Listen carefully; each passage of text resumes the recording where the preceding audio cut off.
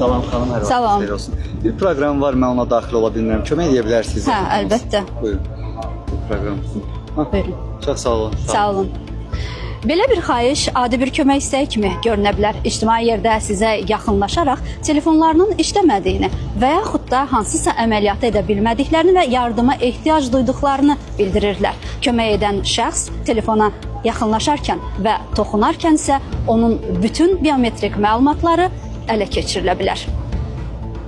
İlk baxışdan adi görünən bu müraciətlər əslində növbəti kiberdələduzluq sxeminin bir hissəsi ola bilər. Belə hallarda qarşı tərəfin telefonunda gizli şəkildə video zəng, ekran yazısı və ya digər qeyd funksiyaları aktiv vəziyyətdə ola bilər. Vətəndaş isə fərqinə varmadan kameraya düşə, danışa və ya müəyyən hərəkətləri yerinə yetirə bilər. Kiber təhlükəsizlik mütəxəssisləri bildirirlər ki, biometrik məlumatların qorunması artıq şəxsi məlumatların təhlükəsizliyinin mühüm hissəsinə çevrilib. Bəs ələ keçən bu məlumatlar sonradan hansı kiber cinayət məqsədləri üçün istifadə oluna bilər?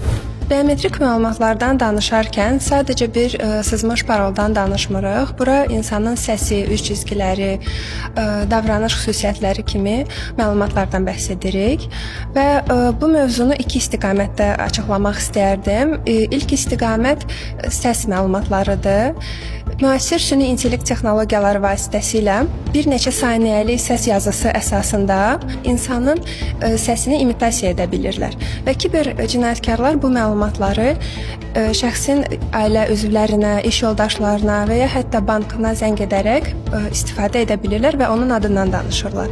İkinci məqam isə video məlumatlardır. İnsanın danışdığı və hərəkət etdiyi video görüntülər əsasında deepfake adlı saxta videolar yaranır və bu texnologiya insanın üzünü digər şəxsin üzərinə yerləşdirməkdən ibarətdir. Hansı ki, bir insanın iştirak etmədiyi görüşdə və ya hadisədə iştirak edirmiş kimi göstərə